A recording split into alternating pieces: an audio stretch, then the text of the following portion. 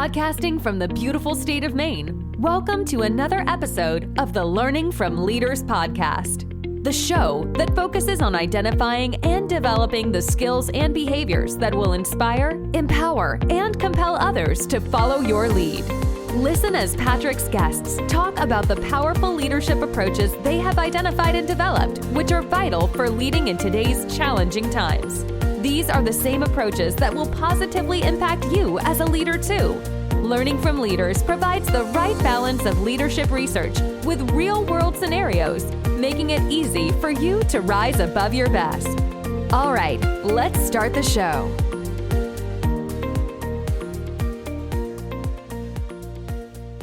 Welcome, everybody. I'm Patrick Veroneau, and thank you for joining me on another episode of Learning from Leaders. My guest today is Tracey Maxfield. She's a retired nurse and a powerhouse.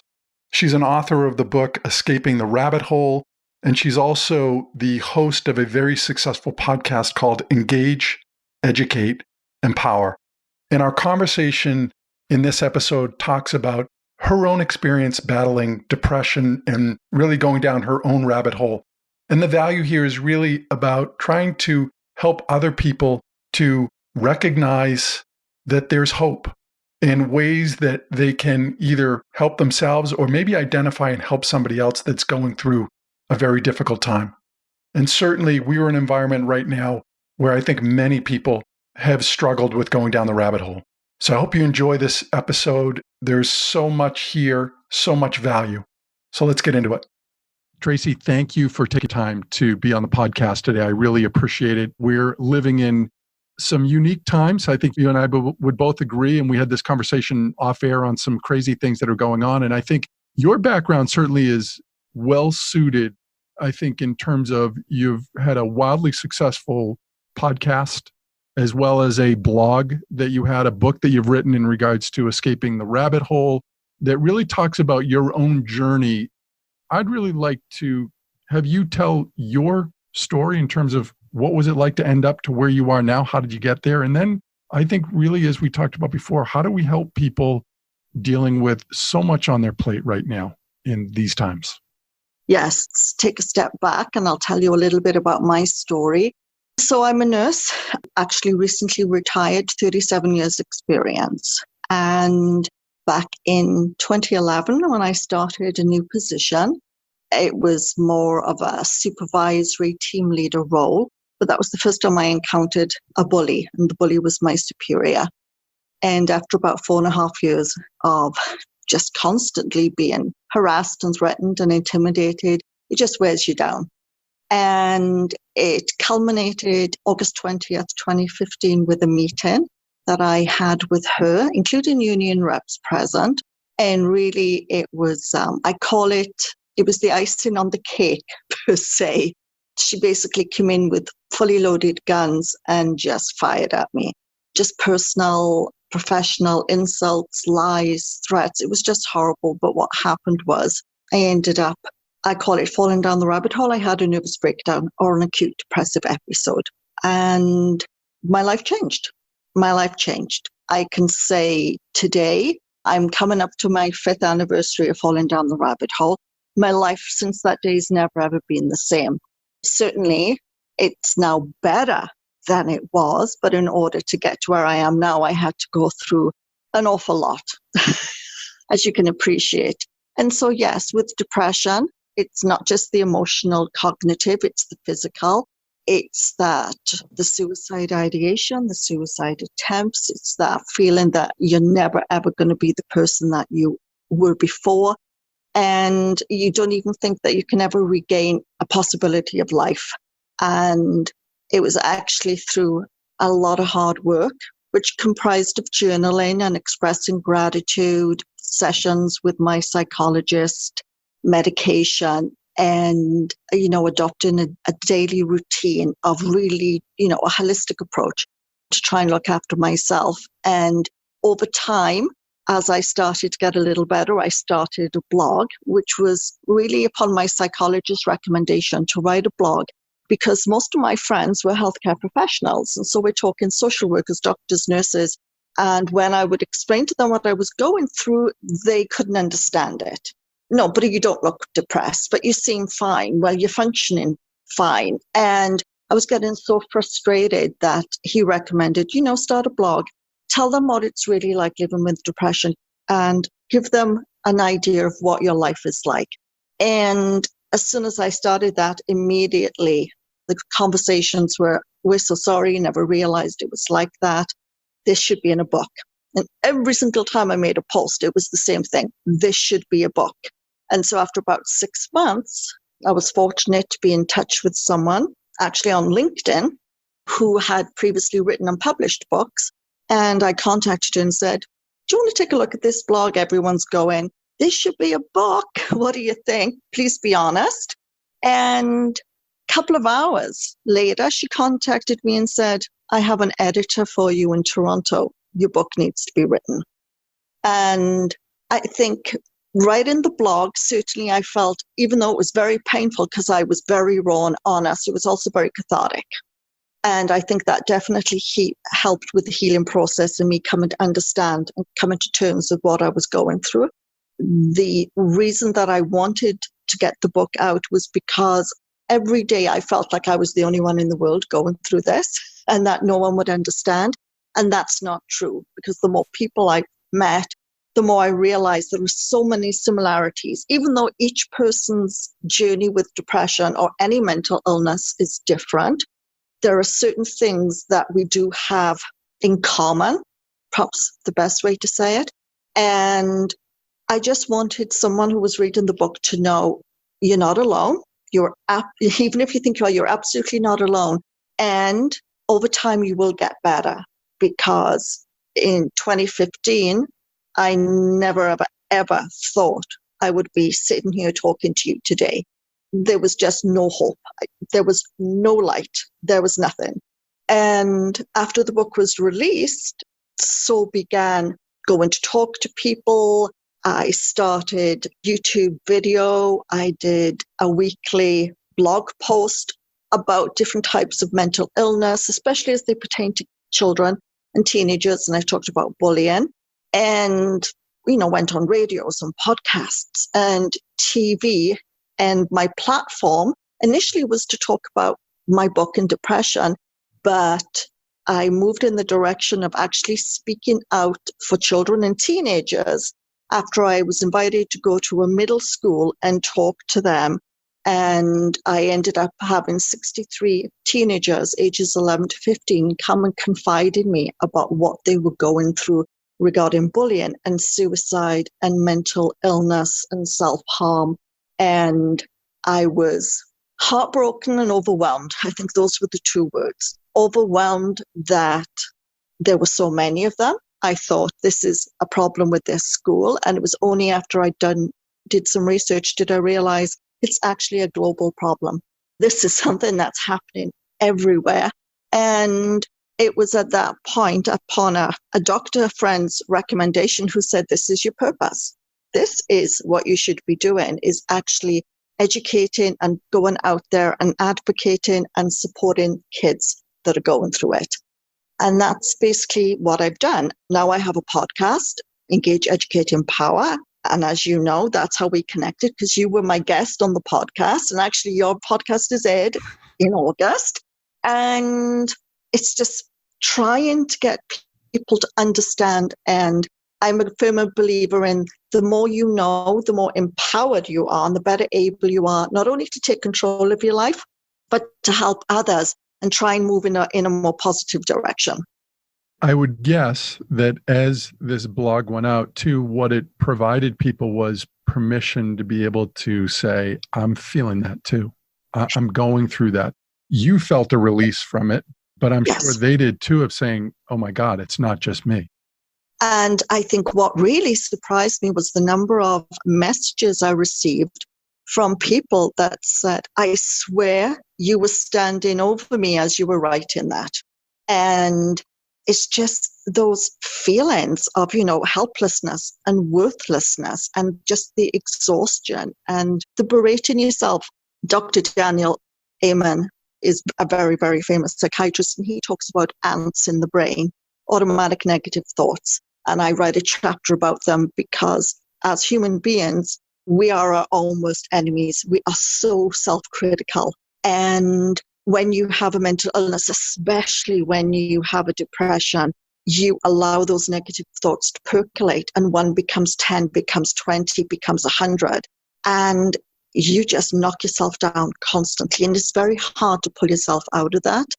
And so that was also part of the message of the book, of what, strategies of what you can do to take that next step forward and to just keep going. And I mentioned at the beginning, gratitude. I found gratitude helped me enormously. And that was being more mindful and accepting today as a day, and not will I be healed tomorrow, next week, next month, but also as bad as everything that I felt was going on with me, that there was still beauty and wonderful things in the world. And it was having taken that time to acknowledge that there are wonderful things present, and lots of it was imagery from nature, but it was those things that gave me some joy and peace. And I think it gives you just that little bit of motivation that even in the midst of all the darkness and the tears and the nose snot and everything that's going on, you can stop for a moment and see two puppies playing and just laugh and smile. And you know that it's possible. There's something that you feel. And to me, that was like that little ember that was getting brighter, that you can feel peace, you can feel joy. You just got to keep working at it. Yeah. It's interesting that you say it that way, because I oftentimes think of it as a dance between expectation and gratitude, is that you need to expect that things are going to work out, but also be grateful for where you are, for the things that you do have. And to me, that's how you're able, at least that's how I see it, is you're able to balance those things, that you don't beat yourself up if you didn't get right. I want to get to this level, but if I'm not there, I'm at least going to be grateful for this part of the journey right now, Absolutely. knowing that I still expect to get there. Absolutely. And one of the things I write about is it's okay not to be okay all the time. Yeah. I mean, today, so here we are, and it's been 5 years since the rabbit hole. And whilst I'm so much better, unfortunately, with depression, and I have a genetic form of depression, I still have good days and I have bad days and very blah days. And in fact, when we were initially supposed to connect for the podcast a couple of months ago, when you said to me, how are you doing? And I said, I'm just not doing well. It was one of those days. In fact, it was one of those weeks where it was just very overwhelming. And when they used to happen, I used to get very, very scared, because I thought, I used to say to people, I'm dangling my feet in the rabbit hole, or I'm circling the rabbit hole. And it was that fear of, I can't go back down there. I can't go back down there. And finally, I started saying to myself, you know what? You were there and you got out. So stop, give yourself a break. So yes, it's not fair. Today's not a good day and you're feeling very overwhelmed and just hopeless. But you know that tomorrow could be better, and just keep going forward. And I think once I gave myself permission to say, okay, so it's not such a good day today, it takes the pressure off. Yeah. I heard somebody say once around mindfulness too, around challenges, they said that to shake hands with your challenge. Yes. As a way to, you just take the power away from it when you embrace it in that regard. Yes. And I think that certainly right now, things are not good globally. And I know especially the United States is having multiple challenges that they're dealing with, more so than other countries. And I think lots of people are feeling this confusion, this sense of being overwhelmed, of being stuck. It's the uncertainty. And with uncertainty and confusion comes fear, because we all like to be, or think we're all in control. There are certain things in your life that you can control, especially your thought process, your actions, the way you respond, the way you talk to people, the body language. But there's other things that are totally out of our control. And I think this is why we're seeing so many people that are reacting in a less than positive way to what's going on. And I think they have allowed their ants, their automatic negative thoughts in the brain to take over to such a degree that sometimes they're not able to think as clearly as maybe they would have before. Yeah. And I mean, we're both on social media. And I mean, yes, I am seeing so much hatred and negativity and fear. And I think it's from people that have surprised me. And I think it's because they have allowed themselves to get caught up in this and they're flailing. It's like they're in some kind of vortex and they're not quite sure how they're going to get out and what life is going to be like when they do. And they're standing up for what they feel is right. But I think that they're standing up for things that haven't even happened yet. You know, it's that they're caught up in many of the conspiracy theories. They're caught up in this is what's going to happen. You will have to do this, this, and this. And human nature says, that's not going to happen. You're not infringing on my rights. And it's allowed them to become a little bit emotional and carried away. It's like they're already preparing for what will happen when we don't know what will happen, if that makes sense. Yeah. Tracey, along those lines, it brings up an important topic around kids dealing with this, which I haven't seen the latest numbers, but we already knew that suicide rates were trending higher in that age group under 24. And you may know better than I in terms of where those numbers are now, but I haven't seen the exact other than to know that they're not getting better through this whole thing. No. How many kids are now isolated and struggling because of this, but also having parents that maybe need help understanding how do you help kids deal with this if I'm the parent and I'm not dealing with this myself? I think one good thing that has come out of all of this is that there have been lots more resources that have come onto the internet from reputable organizations like the American Mental Health, the Canadian Mental Health, the World Health Organization, that are providing resources and tools that parents and even children can use to make some sense of what is going on. Right now, we're at that time where most governments are trying to get people back to a sense of normalcy because we know the school year is about to restart again. And I think that's creating more fear and angst than ever before because of the unknown trajectory of this COVID-19. As parents or a guardian or a foster parent or whatever, or even adults, any adult that's involved with a child or a teenager, I think the most important thing that we have to remember is kids pick up so easily what you are thinking, what you are feeling. And so if you're anxious and panic-stricken and angry, they're going to pick that up. And that will then shape their behavior. And that isn't what we're wanting to do with. I think as parents, it's now more than ever is the time to try and remain very calm and positive. And I think it's time to get back to the basics of what is important, not only in an adult's life, but what is important in kids' lives. And that is their very small infrastructure, their community network, who are the important people in that.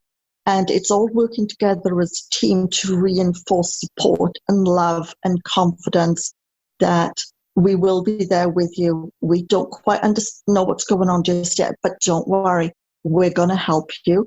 And maybe read up on things together or talk about if you go to school and you're wearing a mask and your friend won't, how is that going to make you feel? What will you do? Try and get them to understand and get them to talk about their feelings. I think the most important thing, especially with kids, because by the age of 14, 50% of all mental illnesses will start showing signs and symptoms. And then by 24, it's 75%. So kids are really vulnerable. Teenagers are really vulnerable, period. Now we bring into this equation COVID-19, or we add into this equation Black Lives Matter and just the racism and the protests and everything that's gone on. And we have kids that are very, very fearful. And so I think as parents, we need to get informed. We need to educate ourselves first and foremost to be there as a support to guide our kids. And I know it's very unfortunate because not everyone has that family network, that connection. I think as parents, more than ever, you need to have this opportunity to start making personal connections with your child or your teenager, to know what's going on in their lives, to know what their fears are. What are their hopes? Once life gets back to normal, what would they like to do? What are they missing doing right now? And how can you help them try and make the next best option? There is no easy answer, but it's really, okay, so we don't have the ideal solution in front of us, but let's brainstorm together what could make it better. And kids and teenagers can come back with some very outside the box thinking that actually helps inform adults way more than they would ever like to admit. And through that, it would seem to me that if I want my kids to be more open and more willing to have these kind of discussions, it's really about vulnerability, which I need to demonstrate that myself first. I think be able to tell our kids, I don't have all the answers. Maybe I'm scared right now. I don't know what's going to be next. I think there's a balance there because I think it provides an opportunity for them to say, okay, it is okay to talk about this stuff. And I don't have to walk around like I'm okay and put on a front when that's really what's going on. Because I watch my parents, they put on a front all the time. I know they're stressed out, but they act like it's nobody's business. And I think this is what we're seeing. I think what this situation has done is that people have shown us their vulnerability. And I think sometimes for the best outcome, you have to embrace your vulnerability and give yourself permission to be vulnerable because you can move forward. Some people are so ashamed or are so embarrassed by it that they then try to conceal it with anger or blame or, negativity. And I think in an ideal world, it is being honest. Yes, right now, we're all hoping that you can go back to school in a couple of weeks.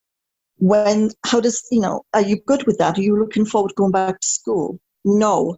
Or what scares you? It's opening those doors one after the other. And it is saying, I must be honest, I'm a little worried about you going back to school too, but let's work together. Teenagers especially, as much as they don't want to have the adults in their life telling them what to do, they would much prefer to work together and allow them to make decisions that you agree with, because they're more likely then to follow that plan instead of you imposing a plan on them that they have no say in. And so it's back and forth. And I think the bottom line always is that you have got to keep reassuring them how much you love them and support them, and you're going to be there for them. And that together as a family unit, you will get through this. And I think more than anything, this is what adults need to hear. It is that we're in this together. We're not alone. We're going to do this. And if this way doesn't work, then you know what? We'll look at that other way and we'll figure it out. And I think sometimes that's all kids want to know. We're going to figure this out. But when you turn around, we're going to be there. We're going to be right there with you. And I think it's just reinforcing that over and over again and having those discussions. And when I say discussions, I don't mean you should be talking about it every hour, every minute of every day, because it's too much. It scares you and it overwhelms you and you want to shut out the world. And when you do talk about it if there's a negative, counter it with a positive. Oh no, Mum, did you see the news today? 100,000 people were just diagnosed. I know, isn't that sad? But did you know that no one is dying right now and the medical treatment is improving? And look at all these people that have survived. And so that's really good. It's always trying to find the positives that come out of it, and just that reinforcing of And you know what? We're doing our part. We're social distancing. We're washing our hands. We're helping be part of this solution. And I think that gives them that more confidence and a little bit of peace that, okay, you know what? Yeah, we're okay. And it's that moving forward and trying to connect. There was a news report out today. The researchers said that when COVID is over, they anticipate that mental illness amongst children, teenagers, and adults around the world is going to be the highest numbers they have ever seen. And they anticipate at least a 10-year acute mental illness response. Because even when all this is over, we don't suddenly just walk out the door and life goes back to normal, because so many people have dealt with so many issues. I mean, we know that child abuse has significantly increased since lockdown. Well, not so much lockdown, but just, the social isolation, they're not going to school, online bullying, sexual predators, human trafficking. I couldn't believe the numbers are 3 times higher than they were last year, because having kids at home has provided a portal for them to weave their way into the kids' lives and start taking them. And it's very, very scary that even though you're in your home as parents, as adults, role models in that child's life, you should not be giving them free rein to go on any site to occupy their time. More than ever, you need to be talking about cybersecurity and working together, what sites are appropriate, what are not, and reinforcing all those danger signals with them, because it has increased. And that's where I think that as a parent, we play a significant role in how our kids are going to be able to address these things by how we show up. Now, unfortunately, that's not available to all kids in all homes. But to me, as a parent, I think that's a huge responsibility to really monitor how I respond, because it's being observed. It is. And I always say, be responsive, not reactive. As a parent, sometimes you have to literally bite your tongue and take that time out of mentally counting 10 in your head before you open your mouth to say something, because we know whatever comes out of your mouth, your child is going to grab hold of that and is going to hear that. And even if you come back later and say, well, I didn't mean that and this and that, they know in the moment you did, especially if your eyes are kind of like open and right in the body language. And I know that there are so many children, teenagers out there that do not have that stable family unit. And that's why I think it's always important that as adults, as people in the neighborhood, in the community, you should always be looking out for the kids in that community, to be their guiding force, to be their role model, to be that person that maybe they can turn to if they're struggling or something's not right. And so you need to be aware of what's going on. And if you know that there's a particular family that are not doing well, it's not a case of mind your own business. It's a case of, maybe I'll just text or phone or stop by, maintain social distance and say, I'm going to the store. Do you need anything? How's everything going? Everything okay? I picked up a few video games. Do you want to borrow them? It's keeping eyes on in a situation, because we know what goes on behind closed doors for many, many kids, for many, many women who are in domestic abuse relationships with children. They are still being abused. They are witnessing that. And so I think we need to move past the intrusive, nosy neighbor and be the concerned adult that's looking out for the best interests of a family during this time. Just checking you're okay. Do you want me to pick up something? Do you need a ride to an appointment? Is there something I can do? If they say, no, everything's fine, but you've made that initial step.